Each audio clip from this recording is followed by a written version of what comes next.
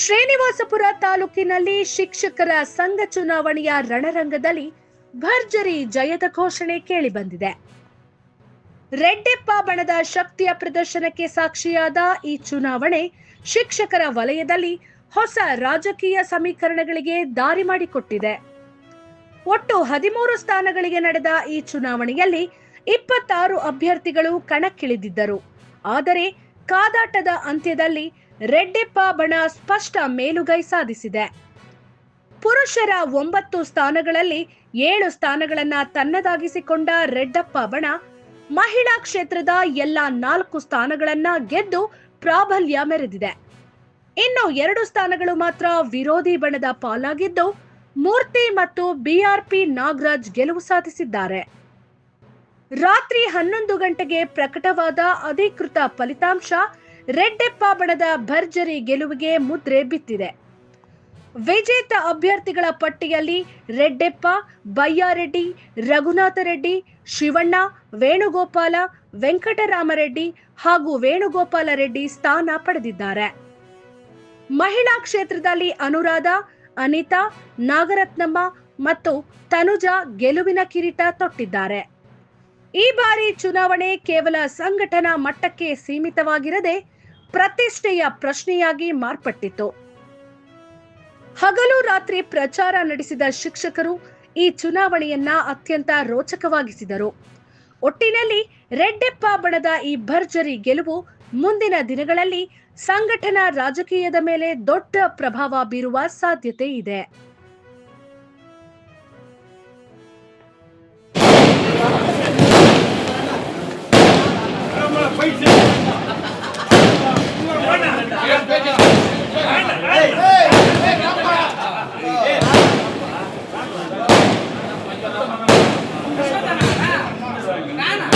Thank you, boss.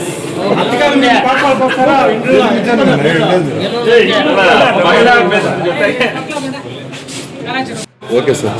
2019 ಮತ್ತು 25ನೇ ಸಾಲಿನಲ್ಲಿ ನಮ್ಮ ತಂಡ ಶಿಕ್ಷಕರಿಗೆ ಸೇವೆ ಮಾಡುವುದರ ಮುಖಾಂತರ 17 ಜನ ನಾವು ಜಯಶೀಲರಾಗಿ ನಾವು 5 ವರ್ಷಗಳ ಕಾಲ ಸಂಘವನ್ನು ಅಚ್ಚುಕಟ್ಟಾಗಿ ಎಲ್ಲರೂ ಮೆಚ್ಚುವಂತೆ, ಎಲ್ಲರೂ ನಮ್ಮನ್ನು ಸಹಕರಿಸುವಂತೆ, ಎಲ್ಲರೂ ನಮ್ಮನ್ನು ಪ್ರೀತಿಸುವಂತೆ ಸಂಘವನ್ನು 5 ವರ್ಷಗಳ ಕಾಲ ನಮ್ಮ ಬಯ್ಯಾರೆಡ್ಡಿ ಅವರು, ನಮ್ಮ ಶಿವಣ್ಣ ಅವರು, ರಘುನಾಥ ರೆಡ್ಡಿ ಅವರು, ನಮ್ಮ ಎಲ್ಲ ತಂಡದ ಸದಸ್ಯರು ನಾವು ಶಿಕ್ಷಕರಿಗೆ ಪ್ರಾಮಾಣಿಕವಾಗಿ ಸೇವೆ ಸಲ್ಲಿಸಿದ್ದೀವಿ.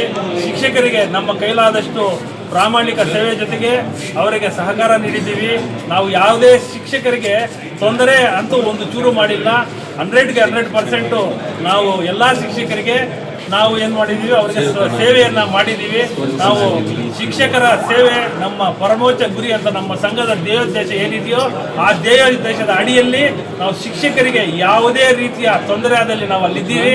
ಯಾವುದೇ ಶಿಕ್ಷಕರಿಗೆ ಏನೋ ಅವರು ಸಂತೋಷವಾಗಿದ್ದಾಗ ಬೇಕಾದರೆ ನಾವು ಆ ಸಂತೋಷವನ್ನು ನೋಡಿ ನಾವು ಸಂತೋಷ ಪಟ್ಟಿದ್ದೀವಿ. ಅದರಲ್ಲಿ ಪಾಲ್ಗೊಳ್ತಿದ್ದರೂ ಪರವಾಗಿಲ್ಲ ಅಂತ ನಾವು ಮಾಡಿದ್ದೀವಿ.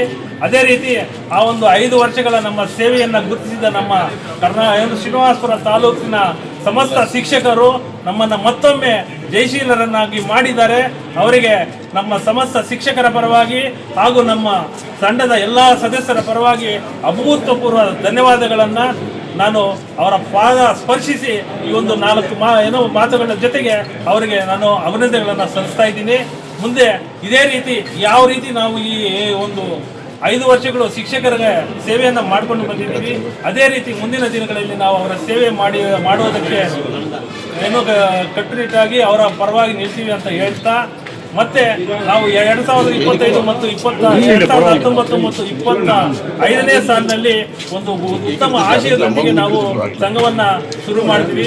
ಆದರೆ ಕೆಲವು ಬದ್ಧ ವೈರಿಗಳು ಅಥವಾ ಕಡು ವೈರಿಗಳು ಇರ್ತಾರೆ, ಅವರ ವೈರಿಗಳಿಂದ ನಾವು ಗುರುಭವನವನ್ನು ಕಟ್ಟಕ್ಕೆ ನಮ್ಮ ಕೈಯಲ್ಲಿ ಆಗಲಿಲ್ಲ. ಯಾಕಂದರೆ ಅದರ ದಾಖಲೆಗಳನ್ನು ನಮ್ಮ ಇಂದಿನ ಏನು ಇತ್ತು ಸಂಘ ಅವ್ರು ನಮಗೆ ಕೊಡಲಿಲ್ಲ. ಆ ಒಂದು ಸಂಘದ ಎಲ್ಲ ದಾಖಲೆಗಳನ್ನು, ಗುರುಭವನದ ದಾಖಲೆಗಳನ್ನು ನಾವು ಮತ್ತೆ ಎಲ್ಲ ಕಚೇರಿಗಳಿಗೆ ತಿರುಗಿ ಅದನ್ನು ಸರಿ ಮಾಡಿದ್ದೀವಿ, ಸರಿಪಡಿಸಿದ್ದೀವಿ. ಇದರ ಜೊತೆಗೆ ನಾವು ಈ ಗುರುಭವನವನ್ನು ಕಟ್ಟಕ್ಕೆ ಏನು ಬೇಕಾಗಿದೆ ಆ ಒಂದು ಎಲ್ಲ ಪ್ಲಾನ್ ಆಗ್ಬೋದು, ಅದರ ಒಂದು ಎಲ್ಲ ರೂಪುರೇಷೆಗಳನ್ನು ಸಿದ್ಧಪಡಿಸಿದ್ದೀವಿ. ನಾವು MLA, MP ಮತ್ತು ಶಾಸಕರು MLCಗಳನ್ನು ಸಂದರ್ಶನ ಮಾಡಿದ್ದೀವಿ. ಸಂದರ್ಶನ ಮಾಡಿದಾಗ ಅವರು 80 ಲಕ್ಷದ ಮೇಲೆ ನಮಗೆ ಈ ಒಂದು ಅನುದಾನವನ್ನು ನೀಡುವುದಾಗಿ ಭರವಸೆಯನ್ನು ನೀಡಿದ್ದಾರೆ. ಆದರೆ ಏನು ಈ ಒಂದು ಎಲೆಕ್ಷನ್ ಬಂದಿದ್ದರಿಂದ ಅದು ತರಾತುರಿಯಲ್ಲಿ ಅದು ಮಾಡೋಕ್ಕಾಗಿಲ್ಲ. ಇಲ್ಲ ಅಂದರೆ ನಾವು ಈ ಒಂದು 1ನೇ ತಾರೀಕಿಗೆ ಈ ಒಂದು ಗುರುಭವನ ಪಾಯವನ್ನು ಕಟ್ಟೋಕ್ಕೆ ಗುದ್ದಲಿ ಪೂಜೆ ಮಾಡಿ ಶುರು ಮಾಡ್ತಾ ಇದ್ದೀವಿ. ಈ ಒಂದು ಮುಂದಿನ ದಿನದಿಂದನೇ ನಾವು ಆ ಕಾರ್ಯಕ್ರಮವನ್ನು ಆ ಒಂದು ಗುರುಭವನವನ್ನು ಮುಂದುವರಿಸ್ತೀವಿ ಅಂತ ಹೇಳ್ತಾ ಈ ಒಂದು ಅಭೂತಪೂರ್ವ ಜಯವನ್ನು ನಮಗೆ ಕೊಟ್ಟ ಎಲ್ಲ ಸಮಸ್ತ ಶಿಕ್ಷಕರಿಗೆ ಶಿರವಾಗಿ ಮತ್ತೆ ನಮಸ್ಕರಿಸುತ್ತಾ ಈ ಒಂದು ನಮ್ಮನ್ನು ಪರೋಕ್ಷವಾಗಿ ಪ್ರತ್ಯೇಕವಾಗಿ ನಮ್ಮನ್ನ ಸಂಘವನ್ನ ನಮ್ಮನ್ನ ಬೆಂಬಲಿಸಿದ ಎಲ್ಲರಿಗೂ ಮತ್ತೊಮ್ಮೆ ಅಭಿನಂದನೆ ಸಲ್ಲಿಸ್ತಾ ನಮ್ಮ ತಂಡಕ್ಕೆ ಈ ಜಯಗೊಂಡ ಎಲ್ಲರಿಗೂ ಮತ್ತೊಮ್ಮೆ ಮುಂದಿನ ದಿನಗಳಲ್ಲಿ ನಮ್ಮ ಶಿಕ್ಷಕರ ಸೇವೆಯ ಪರಮೋಚ್ಚ ಗುರಿ ಅನ್ನೋ ನಾಣ್ಣುಡಿಯಲ್ಲಿ ಆಶಯದೊಂದಿಗೆ ಮುಂದುವರಿಸ್ತೀವಿ ಅಂತ ಹೇಳ್ತಾ ಈ 4 ಮಾತುಗಳನ್ನು ಮುಗಿಸ್ತೀವಿ.